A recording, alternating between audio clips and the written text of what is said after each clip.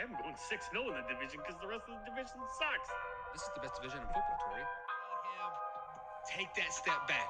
We are seeing the true quarterback that he really is, which he is not a very good quarterback. Welcome to the Man Now, where we taking over. It's time to give you them facts. Won't miss a game or two, cause we here for you and we reporting all of them stats. We coming to you live to keep you updated. Broadcast across the country, we the fan favorites. Break the volume to the max and don't nobody touch it. We crossing topics off the list, addressing every subject. So if you ain't got a clue, then you can tune in and give it 24 hours and we back again. Breaking news, new scoops, we the top dogs. From the fields to the courts, we report it all. Buzzer beat us through your speakers, we the ones to call. Trust us for the news if it's got a ball. Giving you the top stories cause we love the turf. Tell a friend to tune in and where you heard it first. Yeah, you're listening to the Man Now. We taking over, it's time to give you them stats. Yeah, you listen to the Man Now. Miss a game or two cause we reporting all of them facts. Yeah, you listen to the Man Now. We taking over, it's time to give you them facts. Turn the speakers up a little loud. Miss a game or two cause we reporting all of them stats. Because you listen to the Man Hour. And what is up, Man Hour Nation? Michael Buckhouse here with the Man Hour. Head over to manhourradio.com and check out the merchandise page, as we do got new merch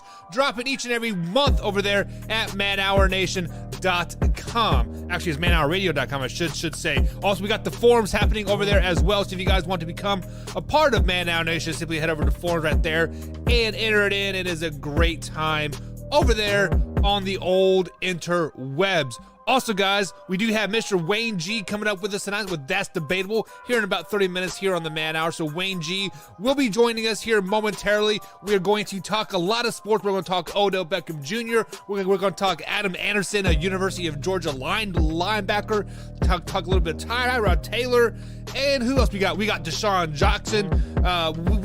There's a lot of stuff that is happening here at Man Hour Nation. And Don says, good evening, boys. Don, what is up? Is glad to see you in the chat here. We have not seen you for a few days, so I am glad you are back here chatting us up here on the old Man Hour gang here. I am flying solo here for the first 30 minutes. As I once said here, Wayne G will be joining here momentarily with That's Debatable. But before we get into carried away to the show whatsoever, guys, if you are new here at youtube.com/manhour, consider subscribing to the channel and, of course, liking it and sharing this with a couple of friends as well. And if you're getting any value at all, definitely hit that like button over and over and over, or go over it again. What's going on, Alpha Rob? Is good to see you in the chat as well. Hopefully, guys, we get a good gang tonight, because we are going to talk about one of the most overrated wide receivers in all of the NFL, and that is Odell Beckham Jr. That's right, you guys heard it. Most overrated wide receiver in all of NFL. Why do I say that? What has Odell Beckham Jr. done since the catch?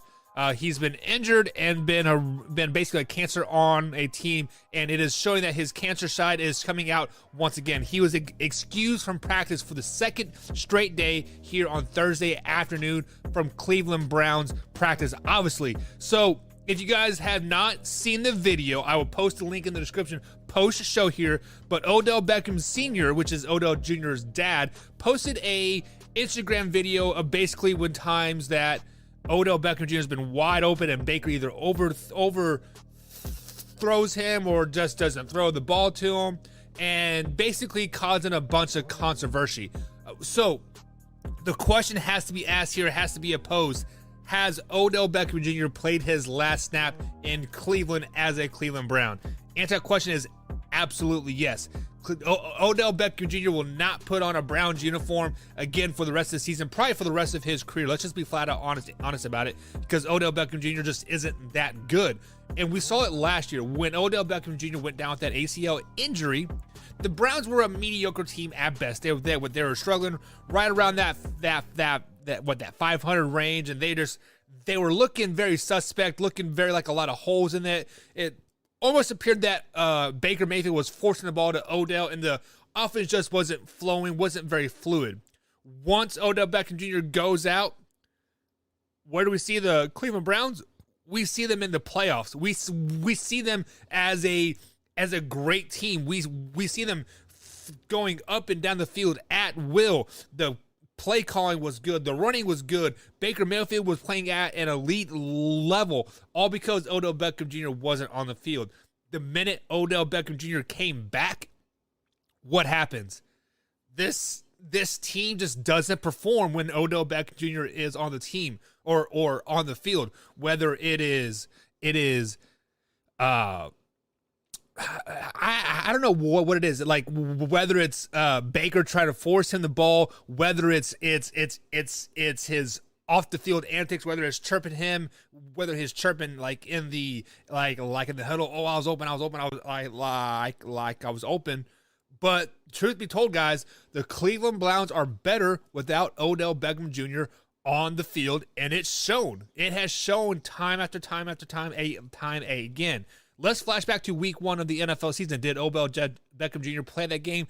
No. They went toe to toe with the Kansas City Chiefs. At the time, the Kansas City Chiefs were the Kansas City Chiefs. So right, they were back-to-back Super Bowl appearances, 3-time AFC like appearances game, right? Back-to-back AFC championship games. They were looking like a very, very good team. And yes, Baker probably lost him that game, very last play of the game, but they haven't done crap since. They have been struggling offensively since Odell Beckham Jr. has been back, and that shows it. I mean, shows you that Odell Beckham Jr. is not good on the Cleveland Browns.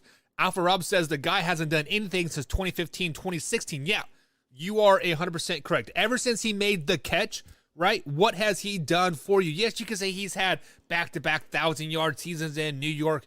Who did the New York Giants have? They had absolutely nobody at their wide receiver core. Like, was Golden Tate there? I don't think even Golden Tate was there yet. Like at the time. So I mean, obviously Odell Beckham Jr. was a guy, and when you get 100+ targets, and you are bound to get 1,000 yards. I mean, it's just that is just the way it is. Now I see many people on Twitter and Facebook and etc. saying that, well, Odell Beckham Jr. isn't happy because he was on the trading block. He was this, and this. I never formally heard that Odell Beckham Jr. was on the trading block. Now, there were rumors, but there's always rumors, right? I mean, teams are always listening to what you're going to offer for players, right? That's just the way it is. I guarantee you somebody probably called the Dallas Cowboys about Tony Pollard. Hey, what would you get for Tony Pollard? Do you think that's going to affect his play come Sunday? Absolutely not. When they play the Denver Broncos, no. Tony Pollard is still going to be out there, going to be a professional, and like he is going to do well. So now, with all that being said, when you guys are on a trading block or something like that, like publicly on a trading block, and a team doesn't really deny it, I guess in the back of your head, you are kind of like, well, do they really want me here? Do they really want to like see me succeed? Do they really want me to do this, and this? And I mean, of course, it could cause some truancy and you not to show up to work, but this is different from an actual job.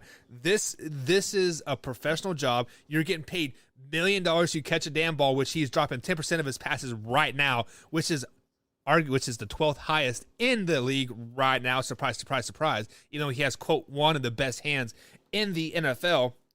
But with that being said, Odell Beckham Jr. just needs to grow up and get over it, guys. I don't care if he's on the trading block, whether he is injured, not injured, proposing to a kicking tee, gay, transsexual. I don't care.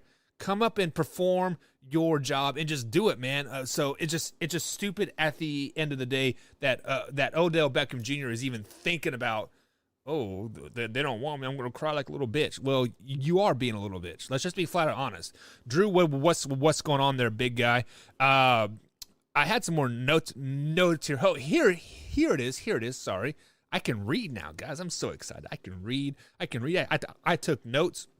So earlier today, when Baker Mayfield was asked about the whole Odell Beckham Jr. saga, everything that was happening and his dad and like all this stuff, and Baker Mayfield said, and I quote, if Odell Beckham Jr. is back on the field, we will work through it. I will put my ego aside because all I care about is winning. Let's read between those lines there, guys. Okay, keyword there is if. If Odell Beckham Jr. is back on the field, we will work through our differences. If. Basically, that means that everybody and their dog knows that Odell Beckham Jr. is out in Cleveland. See you later, alligator. After a while, crocodile. Don't let the door hit you with a good Lord split you, right? All that good stuff. Right there. If. Key word here. Second part of this statement, this quote, if he is back, we will work through it. I am willing to throw away my ego to win games. Now, let's break that down. Baker Mayfield says he is willing to throw aside his ego to win games. Have you guys ever seen Odell Beckham Jr. have an ego on the NFL field? I'll wait. In college, yes.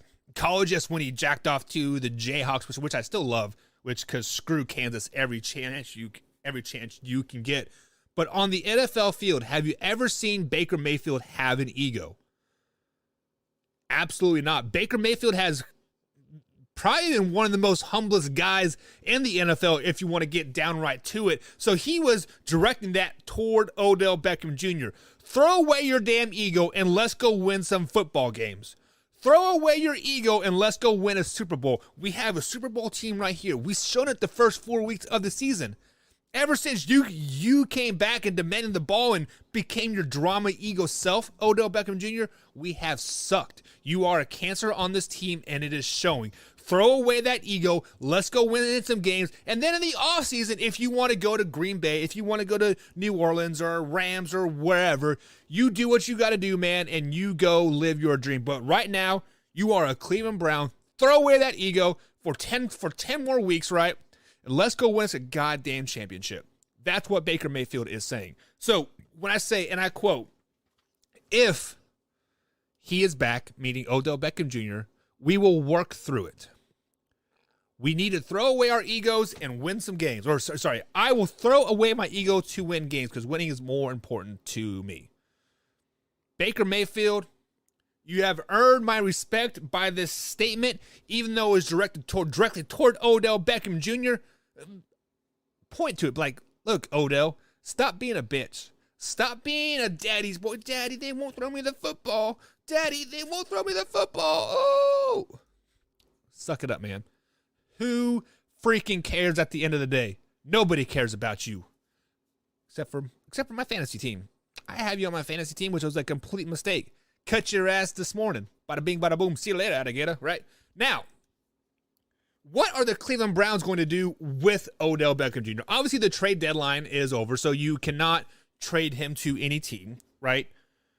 I mean, you can trade him in the off season when the season's over, and like after the Super Bowl and all that stuff. And right now, the way the Browns are constructed, the way the Browns are playing, they're not going to go to the freaking playoffs. So they're going to get a pretty good draft pick, like at this current pace that they're in. But let's say the Cleveland Browns outright release Odell Beckham Jr. He's like, you know what? You have played your last snap in Cleveland as a Brown. Get out of here. You do what you want. And Odell Beckham Jr. goes through the waivers process, etc. Where does he land? Where does he fit? I have 4 teams written down here that would probably chomp at the bits to get a player like Odell Beckham Jr. Now, I'm not saying Odell Beckham Jr. is a great receiver. Go ahead and put that asterisk by the ride. Now, I think he's highly overrated, and he is living off of his catch from 2012. Right, that's all he has done. But team number 1 that comes to mind is the New Orleans Saints. Why do the New Orleans Saints come to mind? Because of Michael Thomas. Michael Thomas has been ruled out for the rest of the season with that ankle injury, and Michael Thomas has kind of been a player that wants to get out from New Orleans anyway. So that's probably why he has not been taking his rehab as serious, right? So probably saying, Odell Beckham Jr. to the Saints would be a good pick. I've actually been saying that for most of the season because, the whole Michael Thomas injury. Number 2 here are the LA Rams. If you guys have not heard, they have released Deshaun Jackson, which was their deep threat guy, even though we'll be talking to him later in the show here. Deshaun Jackson hasn't done a lot for the Rams, but a player like Odell Beckham Jr. that still does have that deep threat capability and good hands, he could definitely thrive on a team like the Rams because there is a quarterback, Matthew Stafford, there that will put him in check. There is a team like the LA Rams that will put Odell Beckham Jr. in check. If they're seeing any signs of cancer from him whatsoever, he is out the door. I guarantee you that. Number 3, the Green Bay Packers. Yes, the Green Bay Packers have a lot of receivers on their roster as is. Like they got like obviously Adams and Lazard, and the list goes on and on and on.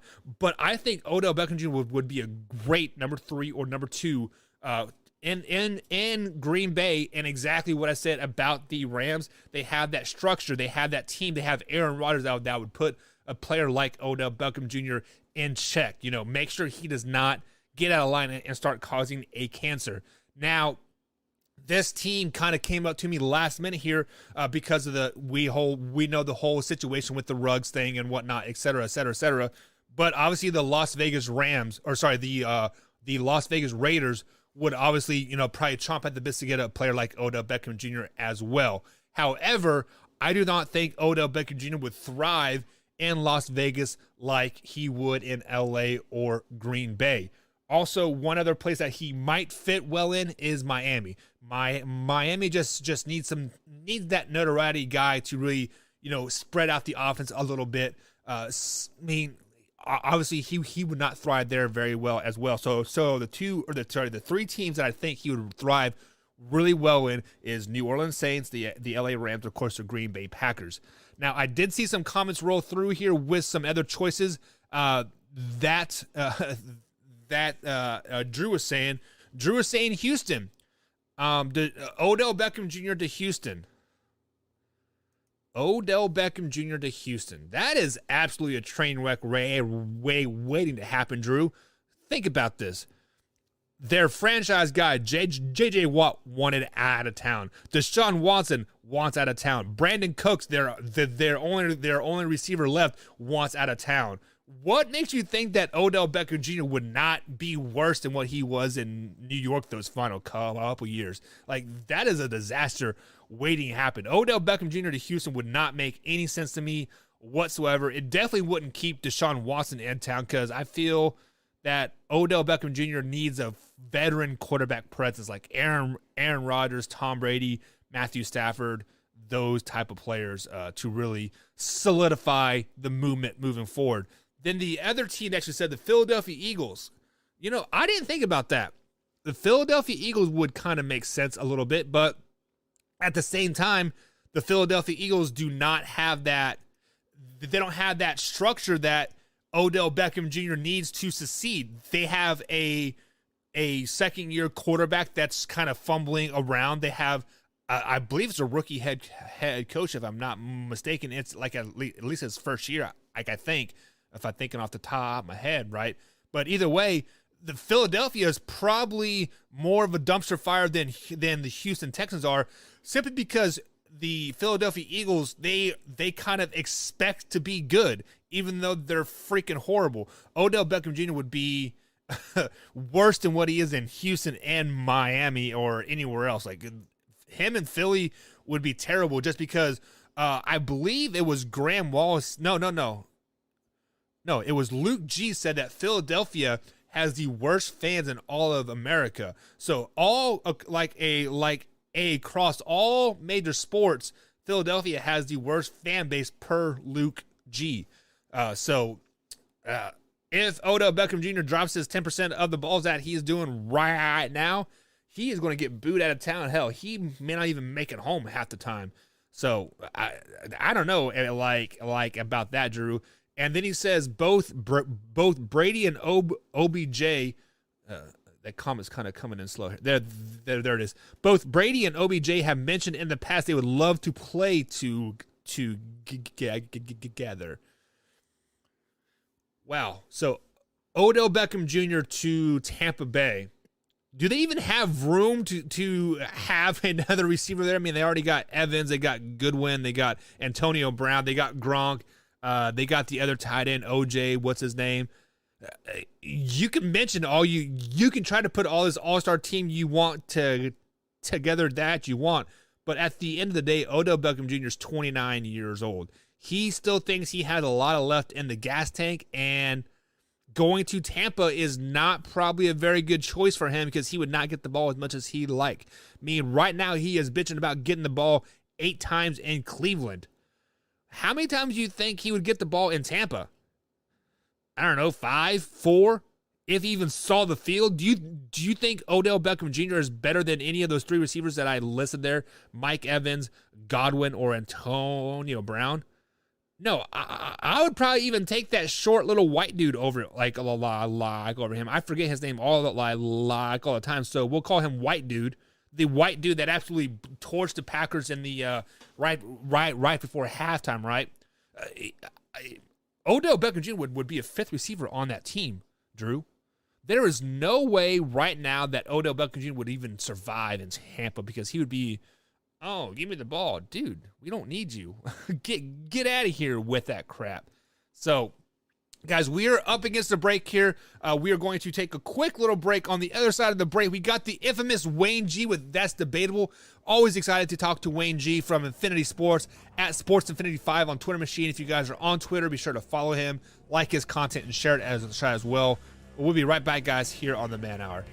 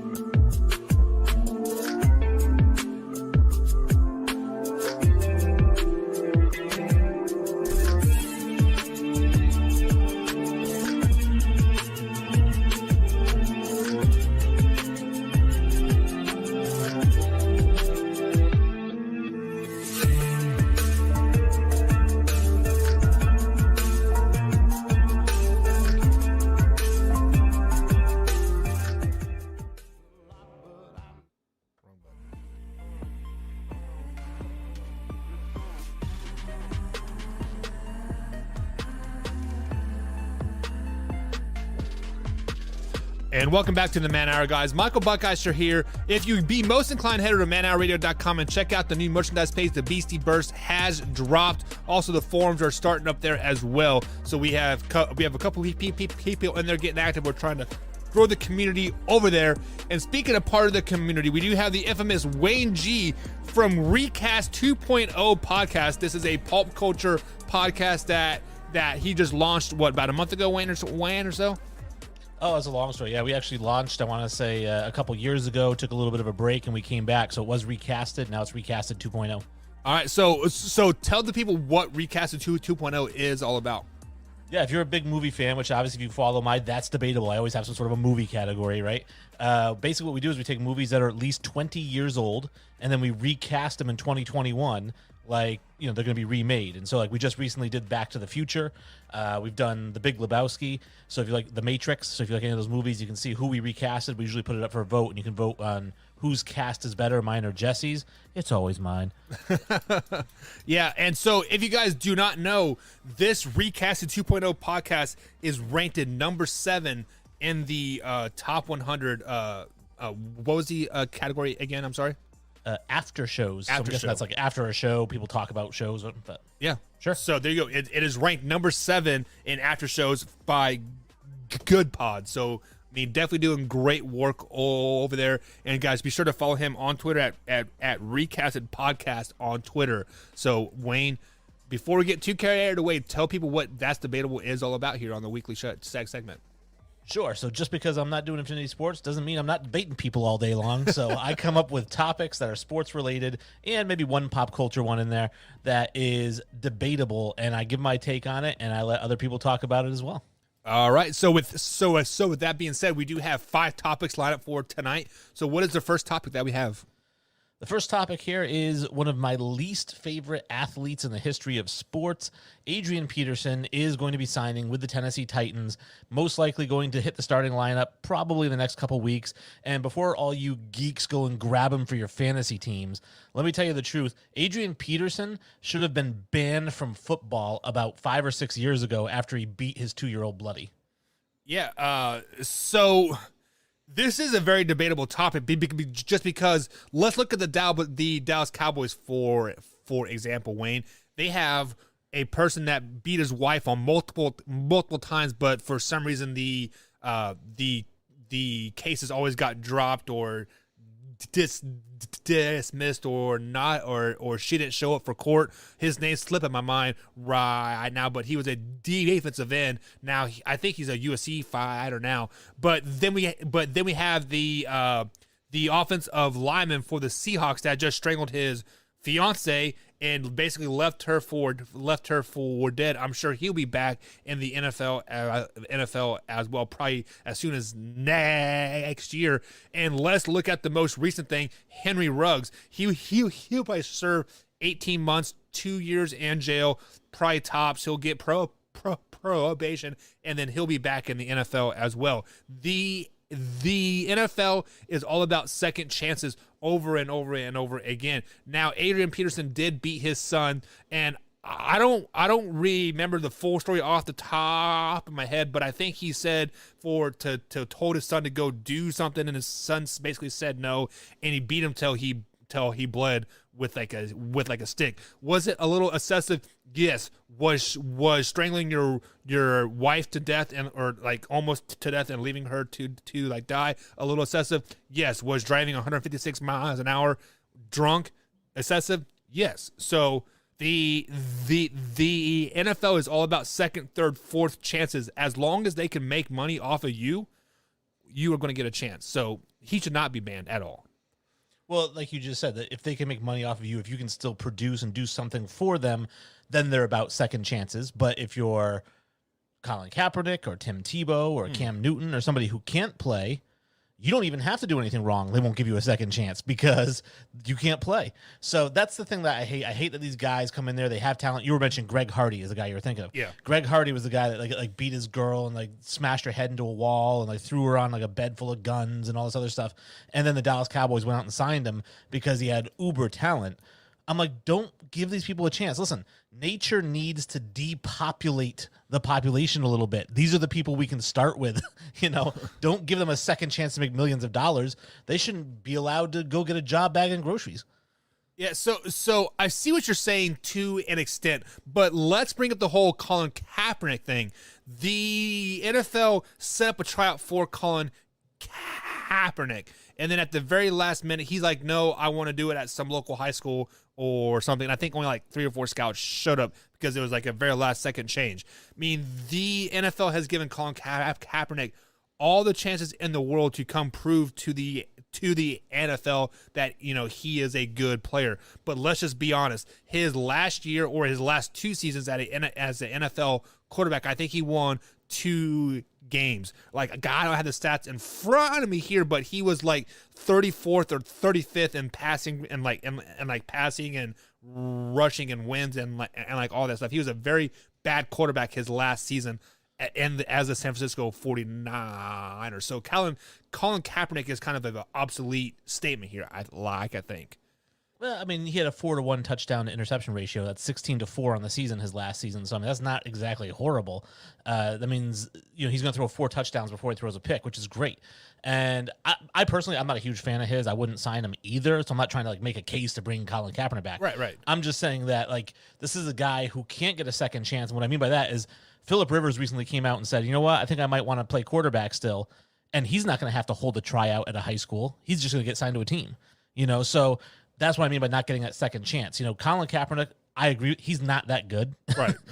But if he was, he could murder puppies and get a second chance. Well, and then you also bring up Tim Tebow. He actually had a 3rd or 4th chance now. Like he actually got signed in as a tight end as for the Jaguars. He just didn't make the cut. So, I mean, I see what you're saying. I mean, obviously, if the talent is going to win you games, give him a 2nd, 3rd, 4th chance here. But Adrian Peterson, let's make it come back full circle here a little bit by saying he should be banned from the NFL. Look what Ray Lewis, didn't Ray Lewis get accused of murder or something, or was it obstruction of justice? Okay, so and he ended up having a Hall of Fame career. This is what his 2nd year in the NFL. When that happened. How about when who was the Colts wide receiver that shot a guy in his car wash for talking to his wife all funky? It was Marvin Harrison. He shot a guy in his car wash, his 2nd or 4th year in the NFL. Ended up having a Hall of Fame career, right? I mean, we see it all the time. People make mistakes, and the NFL consistently gives them 2nd, 3rd, 4th chances. What has Adrian Peterson done besides discipline his kid a little too far? Well, that's all he's done, actually. And I'm actually not advocating for Adrian Peterson to get shunned and for everybody else to get a second chance. Marvin Harrison shouldn't have gotten one. Ben Roethlisberger shouldn't have gotten one. Whoever. These people who Greg Hardy shouldn't have gotten one. If you are a violent criminal or you are somebody who ruins other people's lives, and by violent criminal, like I said, we talk about discipline. I've had this argument all the time about Adrian Peterson disciplining his kids and being from the South and it's different down there and all that jazz, right? Right. His kid pushed his other kid, one of his 14 that he has. His kid pushed his other kid, and so he put the kid over his lap, shoved leaves in his mouth to keep him quiet, grabbed a switch, and whipped him about 30 or 40 times until he had lashes on his private parts and his legs until they were covered in blood. Right. So not exactly spanking with a belt, Yeah, I am not advocating that was not a little excessive at all. I mean, I've been spanking with the belt, and the belt has wrapped around and got my front of my thigh, and I thought I was going to die, but I deserved it 100%.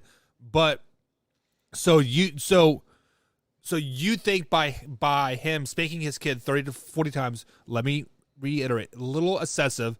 I don't know how it got to the private parts, because if he's I guess if you're under the leg, maybe it pushes up a little bit, and maybe that's how it got. I don't know, but people go too far all the time, right? I mean, how about the who was the Ravens linebacker that just got shot in a like at a club? I've his name slipped a moment. Yeah, but so let's say people put themselves in those in those wrong spots, you go to a club in the hood where there's going to be guns and there's going to be violence. Should they be shunned from the NFL too? If they're victims or if they're perpetrators? Usually when people get shot when you're an NFL player, it's usually just not you were just at the wrong spot at the wrong time. Yeah. Usually it's some type of what's the word I'm looking for? Antagonizing it, maybe. Yeah, I mean, again, if you didn't pull a gun, I don't think you should be anyone going down the rabbit hole here, but I don't think that anyone should get shot for running their mouth. And so my whole thing is that if you're an NFL player and you run your mouth at somebody like, hey, you're poor and I have lots of money and I'm going to pay your girl to sleep with me and she will or whatever, that does not give you the right to shoot that person, you know? And True. And so, yeah, I don't think those players should be banned from the NFL. I'm saying people who, if the player did the shooting, then yes, that player should probably be banned from the NFL.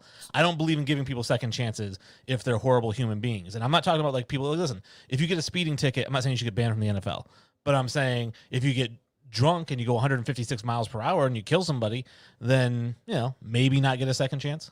What if you shoot yourself in the leg in the Super Bowl party? Should you be banned from the NFL? So in that case, I would not have banned Plexico Burress for being a dummy. He just, you know, but that was the state of New York. I mean, he wasn't allowed to carry that in there, and the discharge cost him 2 years or a year and a half in prison. That wasn't the NFL. He was allowed to come back as soon as he got out of prison. You know, so the NFL didn't ban him there. Michael Vick is another one, right? So Michael Vick went to prison for 2.5 years, and I think the NFL said, listen, you did 2 years at Leavenworth. What's the point in us piling on, you know?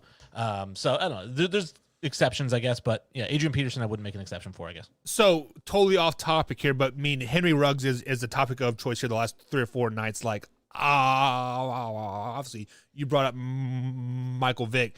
Do you think Henry Ruggs, let's say he serves 2.5 years in jail for what he did, does he get a chance in the NFL again, or did they pile on top of him? I hope they pile on top of him. In fact, actually, I've gotten some debates on Facebook because I said that I hope he gets used as a sex doll for the next 2 years and kills himself in his cell. Yeah. I mean, there you go. Wayne G from Recasted Podcast 2.0. Be sure to at him at Recast Podcast on the old Twitter machine. Wayne, topic number 2.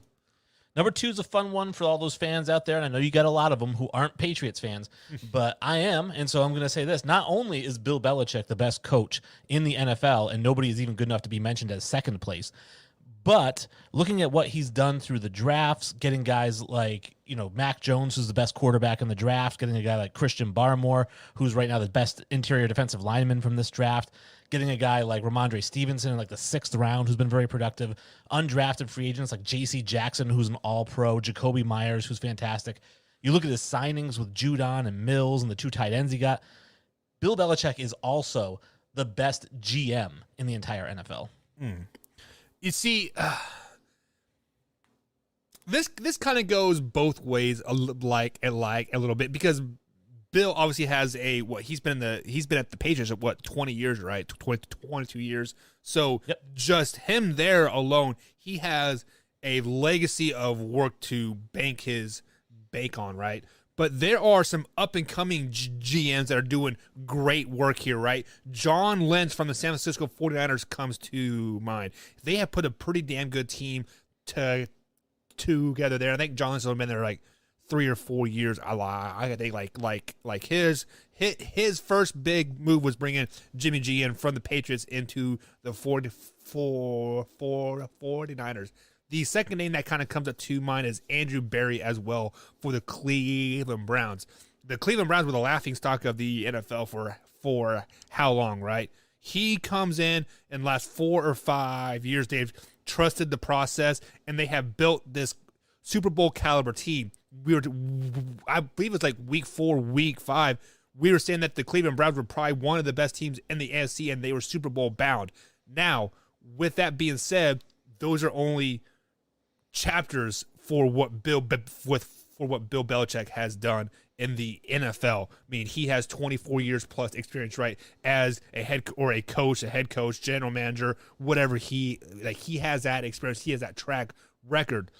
So, as a Patriots guy, I know you're going to rip me apart on this, but I think right now, if we just do it for the last 4 years, let's just cut it back to the last 4 years. I think Andrew Berry is the best general manager in the NFL football the last 4 years. Now, over the whole span of the NFL, probably got to give it to Bill Belichick just because of what he's done. I would say even in the last 4 years, just because of how consistent his teams have been. I mean, it's great that the Cleveland Browns went from the cellar to mediocrity. Fantastic achievement. But, the Patriots went to 9 Super Bowls, all because that Bill Belichick looks at people's trash cans, finds that diamond in every single one of them, and is just so good at signing guys, drafting guys. I mean, nobody's 100%. He hits and he misses sometimes, right? But not a lot. I mean, this is a guy that he's going to put a team out there that is going to compete for the division every year, win the division every year up until last year, pretty much, and then is going to compete for a Super Bowl every year because of the things that he does. Look at Matthew Judon might be in the discussion for Defensive Player of the Year by the end of the season, and this was a guy that was probably his cheapest signing. Right. So one of the biggest signings that I thought was a complete head scratcher was when Bill Belichick brought Randy Moss in from the Oakland Raiders at the time. Was that like 2006? I think he brought him in. He brought Randy Moss in for a 4th round pick. The Randy Moss for a 4th round pick. That next year, he set records for the Patriots. I believe you guys went 18-1 like the very next season, right? So, I mean, obviously he has a knack of seeing that kind of things. Now, let me ask you this question to kind of spin this around on you. Is it a knack of finding players, or does he just have that culture built there that I don't care who you are, when you come here, I'm going to get 110% out of you, or you are out of town, i.e. Antonio Brown? Yeah, it's a combination. And to touch on Randy Moss, not only did he trade a 4th round pick to get Randy Moss, who then set all the receiving records the following year, then he traded Randy Moss for a 2nd round pick. So he ended up, again, great GMing. And one of the things that he does so well, like you're talking about, the culture. He built this culture in New England, but why he's the best GM is he knows what players will fit that culture. He knows who to draft. He knows who to sign that are going to buy in and come in. Every once in a while, he takes a flyer on somebody like a Reggie Wayne who comes in and says, oh, it's just not fun playing here because I can't take days off or whatever. Yeah. But like for the most part, he's getting guys who were team captains in college. That's who he's drafting because they're leaders. He's going out and finding guys who are like captains or co-captains of the defense or the special teams. He's huge on special teams. And, I mean, he's just so good at knowing who to plug in. Now, look at the guy, like you said, this guy in Cleveland, right? He doesn't really have a culture there yet. I mean, the culture was losing. Now they're medium, and how do you get somebody to buy into medium? You know what I mean? So he still hasn't built that culture. That's part of being a GM, I think, is bringing in guys who help build that culture around you. Yeah, I mean, only time will tell if like John Lynch and Andrew Berry, or even like somebody like a Stephen Jones for the Cowboys, see if they can't have that sustained success like Bill Belichick has. But I don't think we will ever see anybody like Bill Belichick ever again, going to the 9 Super Bowls, winning six of them. And isn't he like the longest tenure head coach in the NFL right now as well? I mean, there is so much that Bill Belichick has going for him. Absolutely crazy. I mean, obviously you're a Patriots guy, so you are definitely bumping your chest like, yeah, we are back, right? Are you guys going to the playoffs? Oh, absolutely. I said 11. I said 11-6 before the season started, and when they do, because I say when they do, Brandon has to spin the wheel of death twice.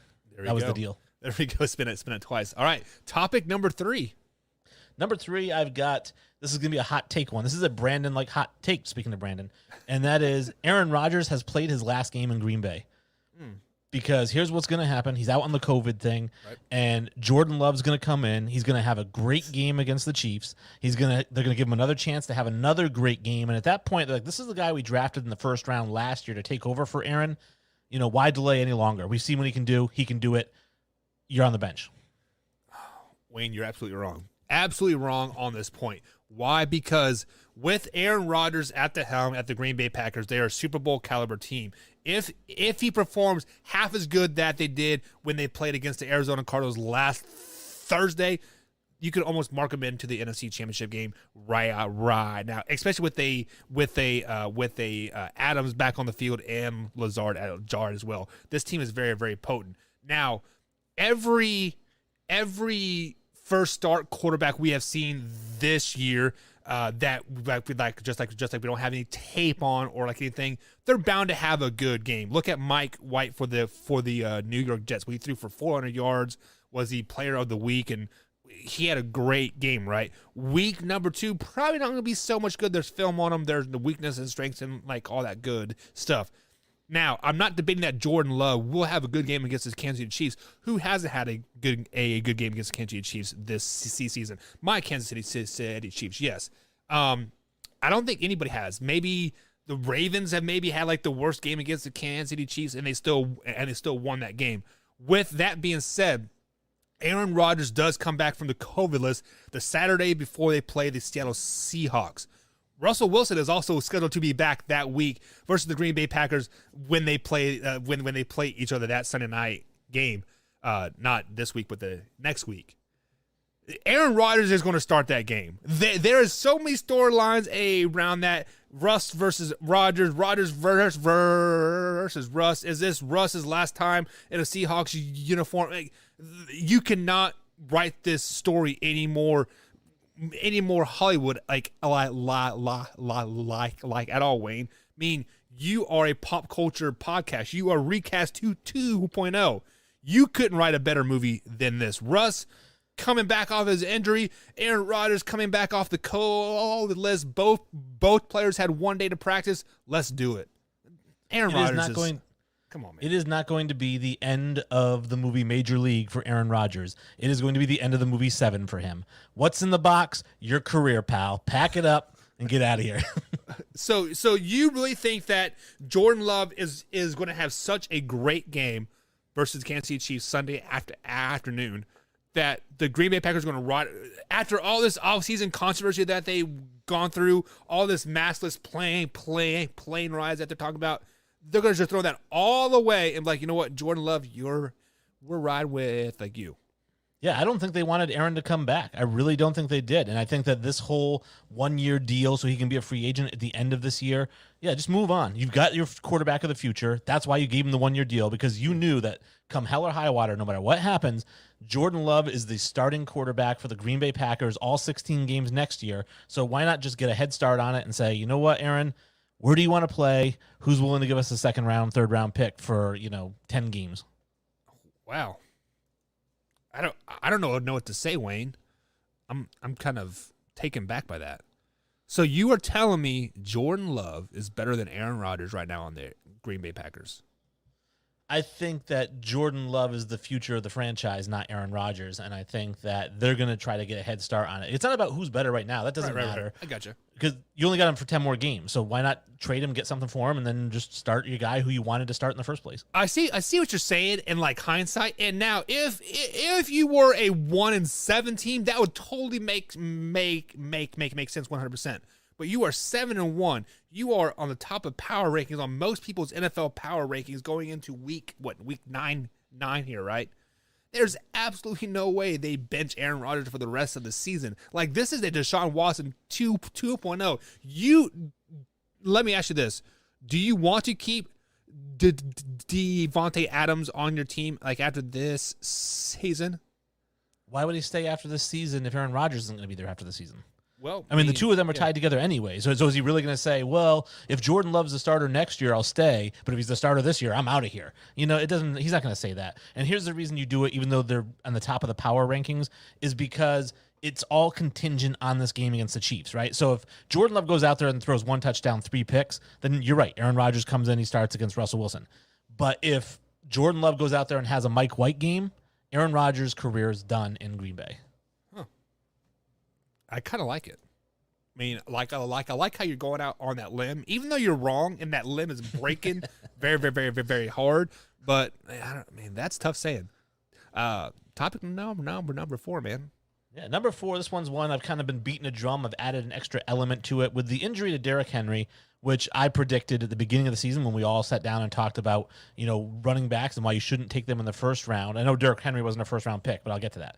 So I said you never take a running back in the first round. I don't care if it's Barry Sanders. I would say, nope, I'm going to take a shot at him at 33, but I'm not taking Barry Sanders at 30.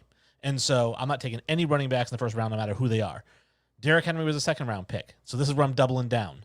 Never, ever give a running back a big contract. No matter what year he's in, no matter how good he's been, if he had 4 consecutive 2,000-yard seasons, you let him walk.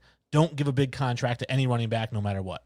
Yeah, you are absolutely right on this 100%. Ever since the NFL has gone to their two-back system, right, where, like, you know, it is a 1-2 punch. It is Zeke and Tony Pollard, right? And then you look at Cleveland. It is Chubb and Hunt. I mean, running backs are a dime a dozen right now. Hell, I would even go as far as say is that you can draft a good, solid running back in the 3rd, 4th, 5th round. Just because if you look at it, even in the college ranks, they are starting to stay. They are starting to do a 2 to 3 back system there as well. There are so many running backs out there that there is absolutely no reason why to take him in the 1st round. Also, the shelf life of a running back, Wayne, is roughly about 6 years tops. So when you sign them to the rookie deal, it is usually a 4-year deal with that +1 if you choose. Right there is 3/4 of the running back's life. Why do you want to sign them to a $100 million deal, aka Dallas Cowboys and like Zeke? Stupid, right?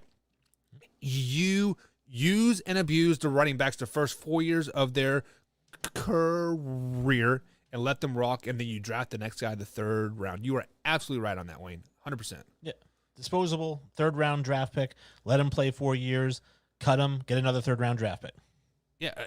And if you look at Derrick Henry, for example, his 2.5 years in the league, he was not very good. Let's just be honest. He was not Derrick Henry that we know right now. Now, that could be because of the play calling. It could be because of the offense, the quarterback situation, whatever you want to say it. But he did not really come to fruition until his 3rd year in the league. Now, 4th year, he was great. 5th year, he was pretty damn good, right? He ran for 2,000 yards.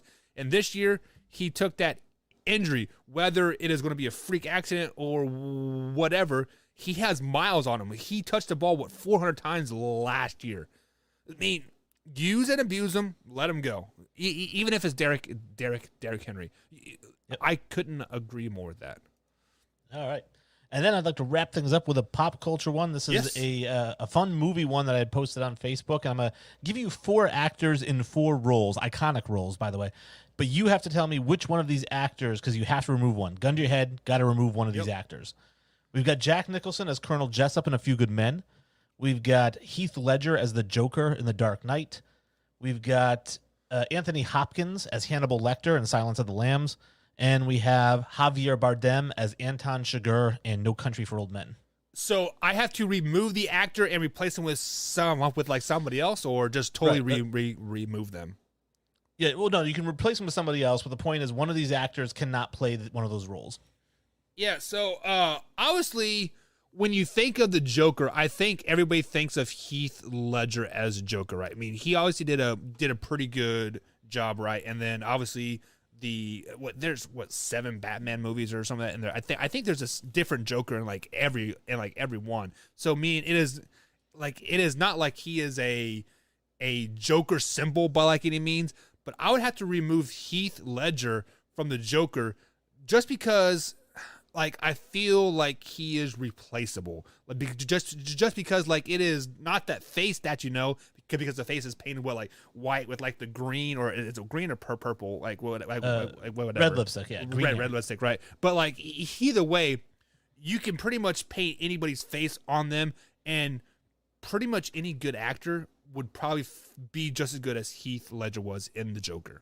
So Heath Ledger out.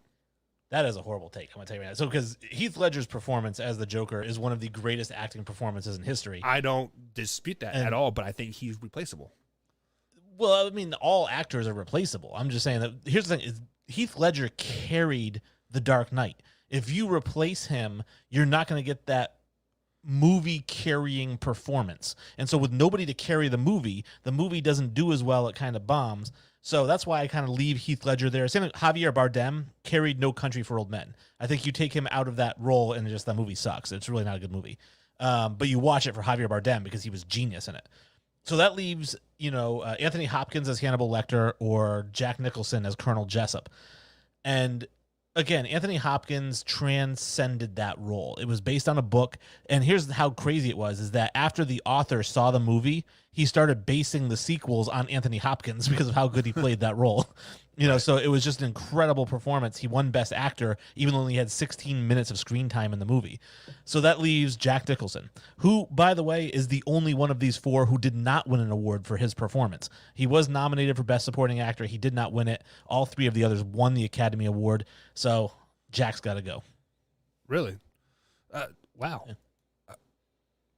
I mean, it's definitely a very hard, hard choice. But I did not know that Jack Nicholson did not win an award for that one because Jack Nicholson has a plethora of like awards, and I just kind of assumed he won one for that. So I should have looked that up beforehand. I didn't even know that. That's kind of crazy. Yeah, I mean, he was nominated in 1992, Best Supporting Actor, just didn't get it. Yeah. And my other take on it too is that if you took him out of this movie and replaced him with somebody else, the movie's still written by Aaron Sorkin, who's one of the greatest screenwriters of all time. It still has Tom Cruise, Kevin Bacon, Demi Moore, Kevin Pollak, Cuba Gooding Jr., Kiefer Sutherland, J.T. Walsh. The movie's going to be fine without Jack Nicholson. The other three movies need those actors to kind of carry the whole film. I see what you're saying. But obviously, paint face goes a long ways too, right?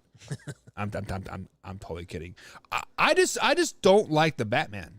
Like, I've never been a big fan of the Batman. Wow, really? Yeah. I guess, yeah, to each of their own.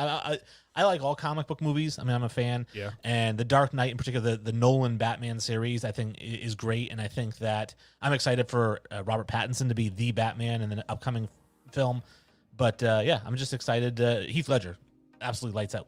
Yeah, I mean, he was definitely very good. But I need to go back and watch Hannibal Lecter because it's been quite a long time since I've watched that. So Sandy will love me for watching that because she's a big scary movie buff guy.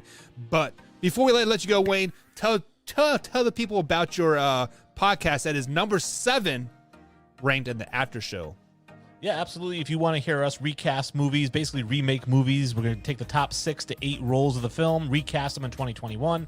Check out Recasted 2.0. It's on all the platforms. And hit us up on Twitter at Recasted Podcast and give us some ideas of what movie you'd like us to recast. All right, guys, that is Wayne G with Infinity Sports and Recast 2.0 podcast. Be sure to follow him on Twitter. We'll be right back, guys, here on the Man Hour. Stay tuned.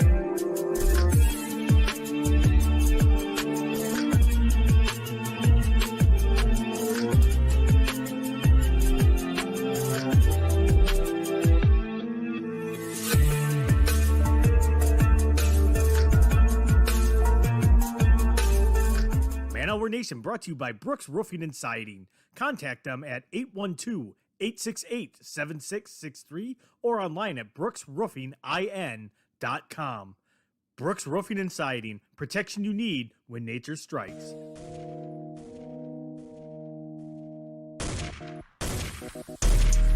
And welcome back to the Man Hour, guys. Michael Buckeister here with the Man Hour Radio. Head over to manhourradio.com and check out the merchandise page. Of course, check out the forum section as well.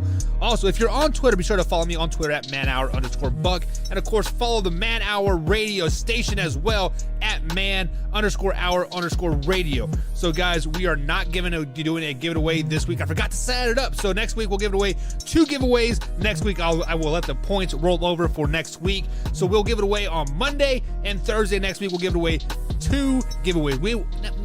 We'll give away a beanie and a long sleeve t-shirt for next week. So guys, be sure to get those points signed in, and we'll get those 2 giveaways signed up for next week. Monday and Thursday next week we'll be giving those away. Also, guys, if you are not done so already, be sure to like and subscribe to our YouTube channel, youtube.com/Man Hour, and of course hit that bell icon if you do upload clips each and every day over there, 3 days a week, 365 days a day, a year, 24 hours a day. I've been a little bit behind, so I've been kind of doing like a mass upload. So I apologize for that. I've been a little sick and then cut up with work and all that stuff. But we'll get back to our 3-hour schedule here moving forward here. But guys, it is time to get into some sports talk that I really don't like to get into, but it is something that needs to be said here. So, guys, sources they have released to the public here. I am reading this from ESPN.com, but Georgia has suspended their linebacker Adam Anderson after rape allegations.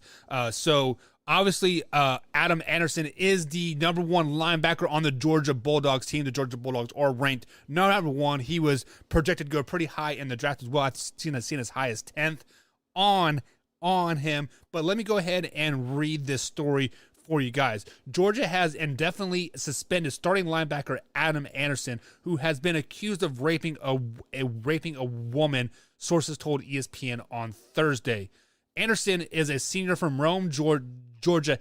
Key here, he has not been arrested and denied the allegation through his attorney. But according to Athens-Clarke County Police Department Innocent report, a 21-year-old woman told police that she went to a house in Athens, Georgia between 12 a.m. and 7 a.m. So basically what has happened here is this girl met up with Adam Anderson, and they met up at the party. They were hooking up. They were saying they were having a good time. They went back to his house. So she said after having drinks, the woman said that she woke up while Anderson was raping her. Okay?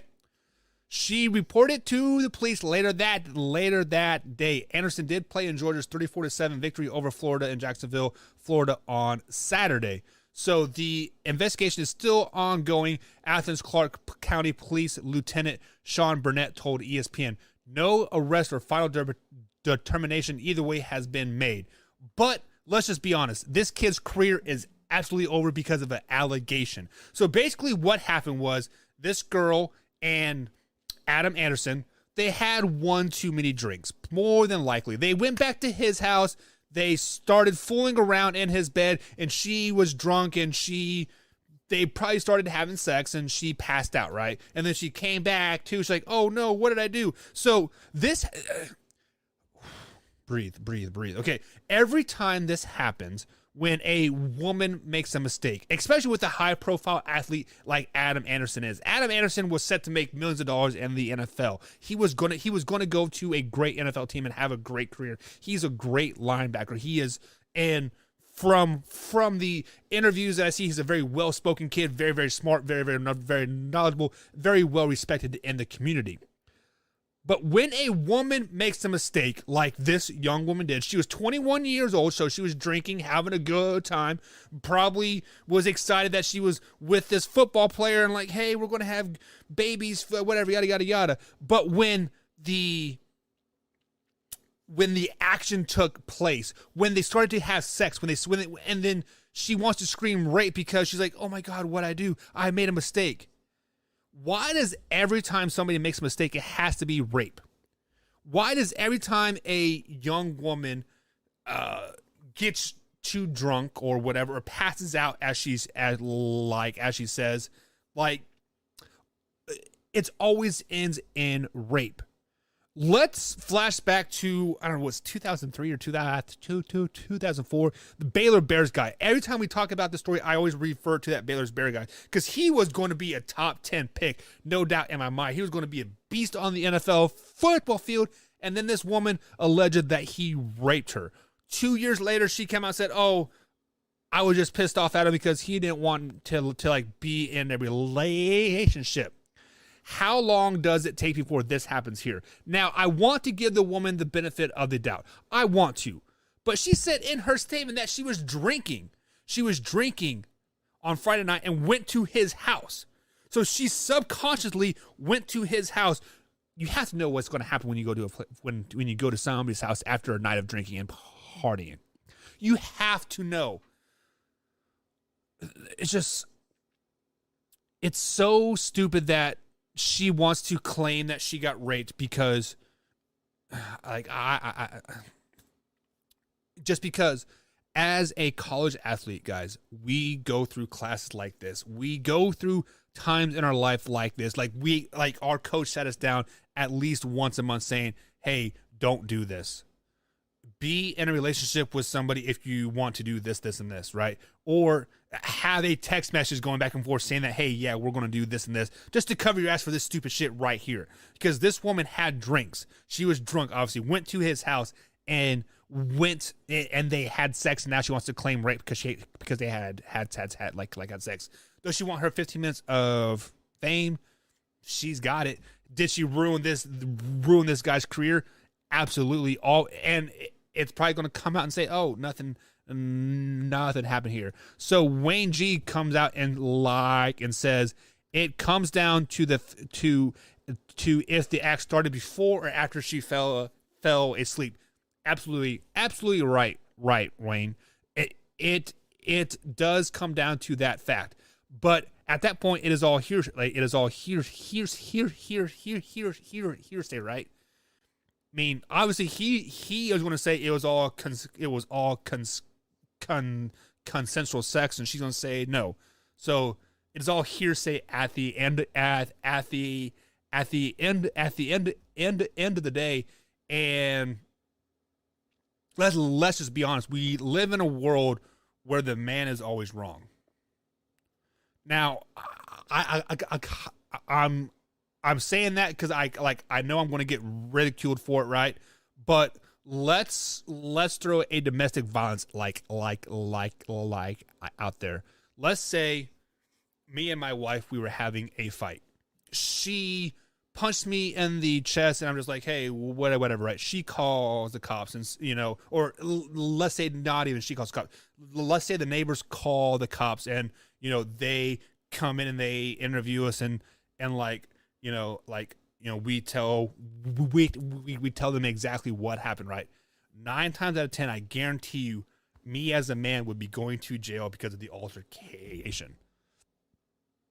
The woman could literally beat the crap out of me. I could have black eyes, bloody lip, busted, whatever. She could have blood on her fingers, but yet I'm the man.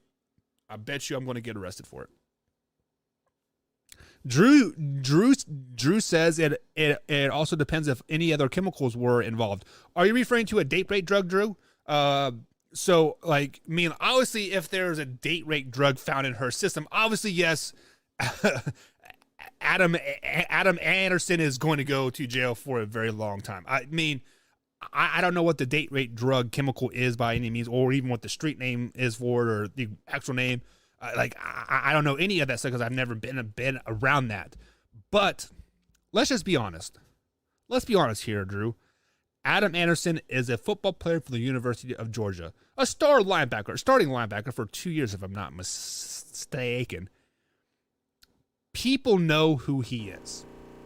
If he wants to have sex with somebody, he can get any girl he wants. He doesn't need to date rape anybody. Let's just be honest, Drew. You guys want live, raw, and uncut sports talk? Here it is. Michael Buckheist right here at manhour_Buck is giving you live, raw, uncut sports talk right here. Adam Anderson is a a linebacker for the University of Georgia. He can get any type of girl that he wants on the campus right now. 100%. No need to date rape. No need to get her drunk. All he can say is like, hey, I'm going to the NFL. Every 5'5" big booed girl is going to go, oh, do me, baby, right? That's just the way it is. Sorry, guys. That is just the way it is. Drew says we don't know all the facts. You are right, Drew. We don't know the facts, but the facts are that we do know is that she went with him to somebody's house. I would assume it was his house because, you know, well, why would you go to somebody else's house to have sex, whatever? So I assumed the girl, unnamed, and Adam Anderson went back to his place after drinking at a party, after having a good time, obviously communicating, talking to one another. And then the facts are that she says that she got raped as well. Those are the facts that we know. Also, we also know other facts is that the Georgia police is not jumping to conclusions. This guy hasn't been arrested. Normally, when actually, I don't know. Normally, like at all. But I feel like if a woman said this guy raped me, you know the guy's name, you know the guy's address, his phone number, etc. I feel he would be at least detained, right, and formally charged and let the justice and let the due process happen, right? I get that. Obviously we don't know all the facts. And Infinity Sports says not necessarily true on domestic violence. Police interview and inspect all parties. They don't automatically haul away the man. You are right, Wayne. They don't automatically haul away the man. But in my experience, I had a friend of mine. His wife literally punched him in the face over and over and over, and he was recording the whole thing, Wayne. He was recording the whole thing. She knocked the phone out of his hand.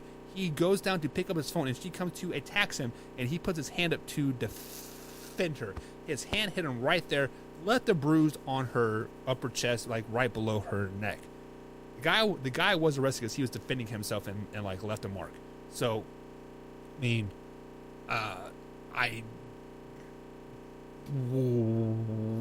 whatever you say about that. And then Infinity Sports says, can't say she was asking for it. I won't say he is guilty, nor will I say she is lying. Gotta let it play out. Okay, so Wayne, let me bring up that comment here. You said you got to let it play out. Okay, let's be honest. She can be totally lying out of her butt. She could not even have intercourse with this guy whatsoever. Just say, hey, this guy raped me. Adam Anderson's career is over. He has been suspended indefinitely from the University of Georgia without even being charged with anything. This is all hearsay at the end of the day. Do you think NFL teams are going to touch him? Absolutely not. Dwayne, we just talked about this. How can he make him? Adam Anderson won't be able to make the NFL any money because of this rape allegation. So we can let it play out all you want, but this guy's career is over. His college career is over. He will probably never play another snap for the Georgia Bulldogs for the rest of the season. He is a senior, played over 4 games. His eligibility is over. He will never play another college snap. Without the tape that he needs and this rape allegation on his record that probably won't be solved until after the NFL draft, he won't be drafted. He will lose millions of dollars. This guy's career is over because of an allegation.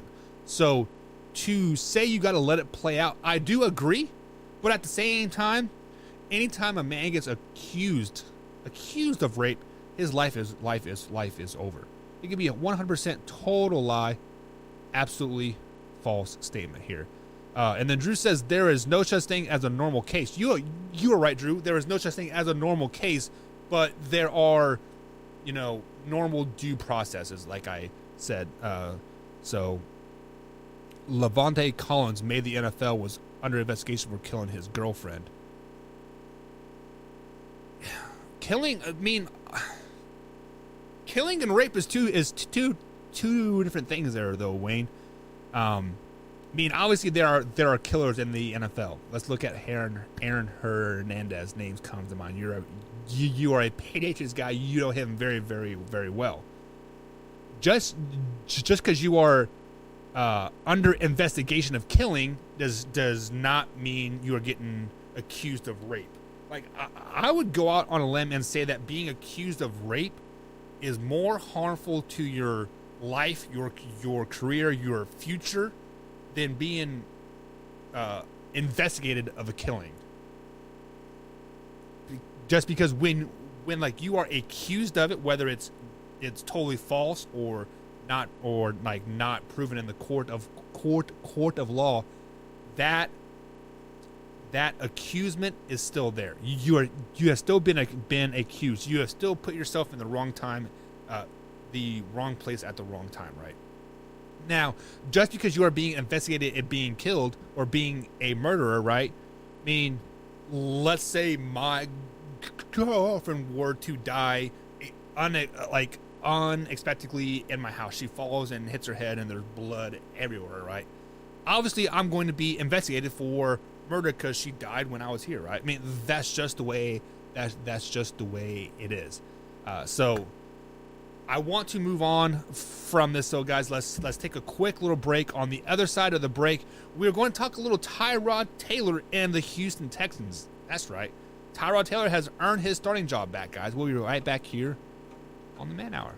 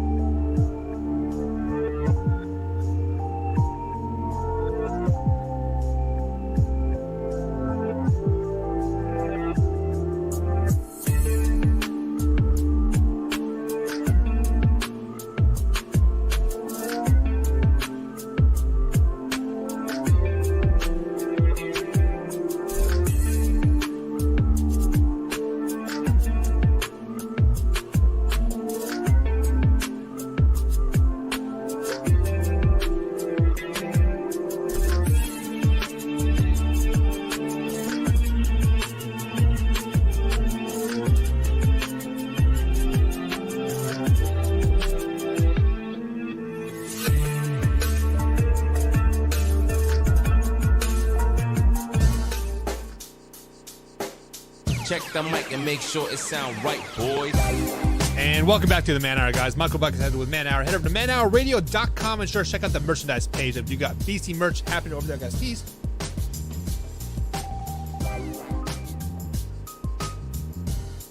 My bad, boys. I thought this freeze that we got here in Southern Indiana would take away those allergies, but apparently not. But I do see a new chatter in there here. He says, RamseyKennedy.rk@gmail.com says, bring Odell Beckham Jr. to the Saints. Who dat nation? if he gets cut, I mean, that would probably be the best bet for him. I mean, Michael Thomas is out, and you guys got who's your quarterback now? Simeon, right, or whatever his name is. I can't remember his name off the top of my head. But yeah, I mean, Odell Beckham Jr. would be a great fit for the Saints. We talked about that earlier. So Ramsey, if you missed any part of the show whatsoever, be sure to head to youtube.com/fanhour. Hit that subscribe button. I'll upload the clip sometime tomorrow, probably at 8 a.m. is when I'll upload that Odell Beckham Jr. clip about that. But guys, if you are new here, be sure to subscribe to us on Spotify, iTunes, of course, iHeartRadio. Also, you can find Wayne G at Recast Podcast on the old Twitter machine. Recast 2.0 is Wayne G's podcast. He is here every Thursday at 8:30 East Coast time. He gives us four or five topics to debate with. That's debatable with like Wayne G. Drew comes as I think Tori and I need to fill in you and how investigations are ran. You know what, Drew? You do that, man. You bring that heat to me. You tell me how things are done, because I'm a realist and I can tell you it's probably false. I lived in the Breonna case, or in the Breonna Taylor case thing, right? I'm totally kidding. I'm trying to poke those buttons here, like a little bit, guys. But we had talked some Odell Beckham Jr. We had that's debatable with like Wayne G. We've talked some Adam Anderson as well. But it is time to talk back into the NFL here, and let's talk a little Tyrod Taylor and the Houston Texans. The Houston Texans quarterback Tyrod Taylor will start Sunday versus the Miami Dolphins. Coach David Coley said Thursday. Guys, Tyrod Taylor has not played since week number 2, the second quarter, when he got injured. I believe it was his left hamstring. He got injured versus the Cleveland Browns. This is back when the Cleveland Browns were playing great football. Coley said Thursday that there haven't been any setbacks with Tyrod Taylor's hamstring injury, and that he will be the quarterback is finally healthy enough to play on Sunday. Okay. Tyrod Taylor will be playing Sunday versus the Miami Dolphins. Davis Mills has been holding down the fort since week 2. We're going into week 9 here, so he has played roughly about 6 games here moving forward. And he is a rookie quarterback that got thrown in the fire with absolutely nobody on this team. A dumpster fire of the Houston Texans, and you're going to put him for Tyrod Taylor. Why not let Davis Mills take some more lumps and grow and be the franchise quarterback that you guys kind of drafted him to be? Davis Mills so far this season, guys, has 1,357 yards with an average 6.5 passing yards per play, 7 touchdowns and 8 interceptions. I mean, not great. That's about like a 1-to-1 ratio, almost there, with a quarterback rating of 80.2. With that being said, you guys know who else has about 1,300 yards passing on this season? Lamar Jackson. That's right. So you are telling me that Davis Mills is on same passing pace as you guys' MVP as Lamar Jackson, and you're going to sit him down for Tyrod Taylor? Come on, man. Like, I know Tyrod Taylor was projected to be the backup or the starter for this season. I'd say backup because Deshaun Watson was obviously the starter. And as a new coach, David Coley, you don't want to ruffle any feathers in the locker room or whatever. And, of course, your team is already dumpster fire anyway, so why not put Tyrod punctured lunged in there like himself? But if you think Tyrod Taylor gives you the best formula to beat the 1-7 Miami Dolphins, go for it. Or guys, how about this? Is David Coley being smart? Is he playing for the future? Is he playing for a top 5 pick in this year's NFL draft because he knows Tyrod Taylor sucks? Could be. I doubt it. But it definitely could be. Maybe he's not that dumb after all. I mean, 1-7 versus 1-7, probably the loser of this game will get the number 2 overall pick in the 2022 NFL draft. Which Man Hour is going to, guys? Do you guys want to come with us to Vegas with the draft? Simply become a 5-9 member. You automatically get entered into that Vegas trip, and we'll go there in April. Drew says, LOL. I'm not for sure what you're laughing about, Drew, but Tyrod Taylor is not very good quarterback, although Soup Boss does say he is a Hall of Famer quarterback, so we'll see how that goes. And then Alpha Rob says, check down, Tyrod is back. Hates him in Buffalo. Alpha Rob, you are a Buffalo Bill guy, and I did forget that Tyrod Taylor was a Buffalo Bill. But without Tyrod Taylor in Buffalo, you guys would not be where you're at now there, buddy, would you? You guys wouldn't have Josh Allen. You probably wouldn't have Stephon Diggs either. Hell, you probably wouldn't even have Singletary. So you can thank Tyrod Taylor for putting you guys in the best team in the AFC, right? I mean, come on, man. Don't you be hating on your Tyrod Taylor just yet. Come on, man. Pump those brakes a little bit here. But moving forward here, guys, in the NFL world, the LA Rams have officially released Deshaun Jackson. He has went through the waiver wire, and he is officially a free agent here. Deshaun Jackson has 8 catches for 222 yards in 7 games with just 15 targets with the Rams. But Deshaun Jackson hasn't been happy. He hasn't been getting the target or the playing opportunities that he wanted in LA. Guys, Deshaun Jackson is a 34-year-old over-the-hill wide receiver that still thinks he is a GOAT. Not going to happen, big guy. Now, he does have a great career.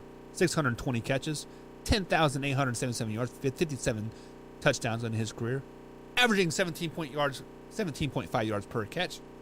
He does have a 75-yard catch in week 3 of this NFL season. So I got to ask you this question. Does any team in the NFL need services of Deshaun Jackson? Does any team in the NFL need a 34-year-old wide receiver that still thinks he's 25, that still thinks he is a very valuable part of any NFL team, thinks that can use him? There might be some teams out there that want to reach out to him. Maybe Saints, maybe. The Saints could use a old receiver that could. No, they don't.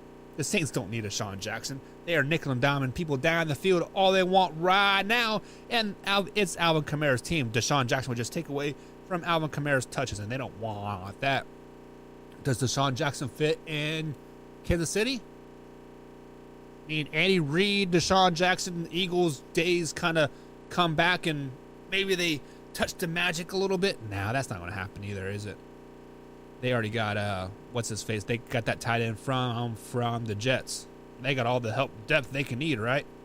Chiefs need defensive help, not freaking offensive receivers help. Where can Deshaun Jackson go? Does he go back to Philly? Does he go to the New England Patriots? I mean, Bill Belichick, we just talked to Wayne G from Recast Podcast 2.0 at Recast Podcast on Twitter machine. Could Deshaun Jackson go to New England Patriots and re-amp that offense, give him that deep ball threat for Mac Jones? Could be. You never know. I mean, there was another 34-year receiver that went there, Randy Moss, right? For a 4th-round pick. This would be like a prove-it $1 million deal that him and Cam Newton signed like last year, right? So I'm calling it now. Deshaun Jackson to the New England Patriots. Doesn't start this week. Starts next week, and the Patriots do go 11-6, like Wayne G said. There you go. Breaking news, guys, here on the Man Hour. But guys, we are going to open up here for the last 3 minutes of the show for shot talk and news around the league here. So if you guys want to talk about anything, let me know, and we will definitely be talking about it here a little bit. Let me find some good music to turn to. There we go. Sunny Travel is always a good music here. As my Audi start to kick my ass, guys, I really apologize here.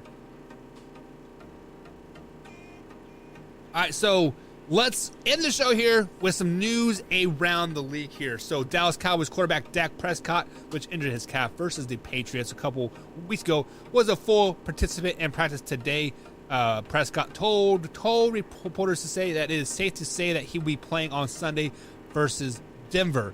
Speaking of the Dallas Cowboys, receiver CeeDee Lamb did not practice today. Coach Mike McCarthy said earlier that Lamb was expected to be limited after spraining his ankle Wednesday. Also, tight end Blake Jarwin hurt his hip, and offensive tackle Tyron Smith ankle remained out and will be missing this week's game versus the Denver Broncos. The Green Bay Packers said Coach Matt LaFleur announced that Davante Adams has returned from the COVID-19 list, and he will be playing Sunday versus the Kansas City Chiefs. Offensive tackle Dennis Kelly was again limited in practice, while defensive lineman Kingsland Kelk's concussion remained out. Chargers quarterback Justin Herbert was a full participant in Thursday practice after being limited on Wednesday. Rookie quarterback Asante Samuel Jr. did not practice for the second day in a row. He has a concussion. Buffalo Bills safety Jordan Poyer and offensive lineman Joe Flacco and Cole Beasley did not practice today. Beasley and Flacco also sat out Wednesday, will not be expected to play on Sunday. Colts activate receiver Desmond Payton from injury reserve list, so look for some more receiver help for the Indianapolis Colts. The Chargers linebackers Kenneth Murray was designated and returned from injury reserve as well. Tennessee Titans Julio Jones and defensive tackle Jeffrey Simmons and linebacker Dud Dupree were again listed as limited at practice. They only took few steps with first team players today. New Orleans Saints safety Malcolm Jenkins was upgraded from did not play to limited, while quarterback Taysom Hill, which has a concussion, was a full participant after being limited yesterday in practice. So look to see the Taysom Hill get some reps here on Sunday, maybe even start for quarterback. So fantasy guys, be sure to put Taysom Hill in your lineup if you guys have him as the flex guy. Kansas City Chiefs defensive end Chris Jones was a full participant in practice after being limited Wednesday, and Mike Reimers was remained out, which is offensive lineman. Texans quarterback Tyrod Taylor was cleared to play in Week 9, as we talked about here. Minnesota Vikings plays center Garrett Badbury on the COVID list. Linebacker Anthony Barr and cornerback Danzer were limited in practice and will miss Sunday's game as well. Here's some big news for you guys. Quarterback for the Miami Dolphins Tua and receiver Devontae Parker and Jerome Baker did not practice today. So will Tua play on Sunday? Only time will tell. Baltimore Ravens receiver Sammy Watkins was limited in practice after sitting out Wednesday. Surprise that. Sammy Watkins is out again. Alpha Rob, you know all about Sammy Watkins being injured all the time, right? Quarterback Sam Darnold had a concussion and a shoulder injury, was limited in practice again today. So look for him to play on Sunday, but be very limited on Friday practice as well. And Kyler Murray for the Arizona Cardinals and DeAndre Hopkins did not practice on Thursday. That's some kind of big news here, but I mean, it is late in the season. Kind of big news here, a little bit, I guess. Here. And the New York Jets placed the defensive lineman Bryce Huff on injured reserve list. So, guys, that is going to be it for the Man Hour tonight. That's to quickly wrap up for the news around the NFL, as we do like try to each and every Thursday show with some NFL news here for each team. And, guys, as always, thank you guys for being a part here of Man Hour Nation. Be sure to hit that like button, subscribe as well, hit that bell icon. Share this with a couple friends as we try to get the community growing bigger and bigger each and every day here, guys. So as always, thank you from the bottom of my heart. ManHour_Buck on the Twitter machine if you want to follow me on Twitter. But guys, Man Hour Nation, rise up. See you Sunday.